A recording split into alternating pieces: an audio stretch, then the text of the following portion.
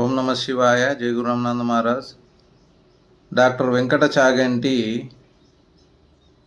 పూర్తి జ్ఞానం తెలియనివాడు అనేదానికి ఒక నిదర్శనం నేను మీకు ఇప్పుడు చూపెట్టబోతున్నాను. ఒక ప్రూఫ్, వేదం విషయంలో ఒక ప్రూఫ్ మీకు చూపెడతాను.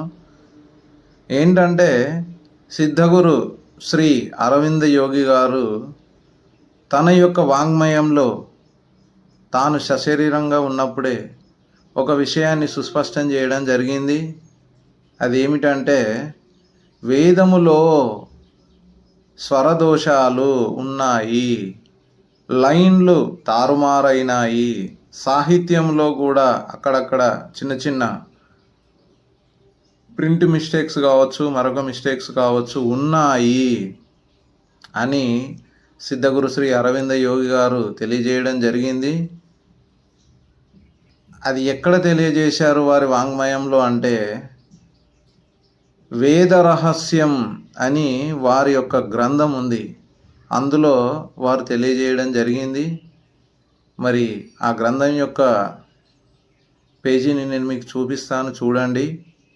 అలాగే మరి వెంకట చాగంటి ఇంకొక విషయాన్ని కూడా అబద్ధం చెప్పడం జరిగింది. మహర్షి అనే బిరుదు, రాజర్షి అనే బిరుదు జగద్గురు శ్రీ రమణానంద మహారాజు వారికి వారి యొక్క సద్గురు పూర్ణానందగిరి మాతాజీ వారు ఇవ్వడం జరిగింది. అది కూడా తెలియదు ఆయనకు. వెంకట చాగంటి, నువ్వు ఒక విషయం తెలుసుకోవాలి. వేదం చదివిన వాళ్ళు పరమాత్మ గురించి కొంతవరకే తెలుసుకుంటారు, కానీ సిద్ధగురువులు ప్రాక్టికల్గా పండిపోయి ఈ విశ్వంలో ఎక్కడేం జరుగుతుందో చెప్పగలరు. అది సిద్ధ పురుషుల యొక్క వైభవం. అలాంటి సిద్ధ పురుషులే జగద్గురు శ్రీ రమణానంద మహారాజు వారు. కాబట్టి రమణానంద మహారాజు వారి గురించి మాట్లాడే ముందర, వారు సరిచేసిన వేదం యొక్క వివరాలు మాట్లాడే ముందర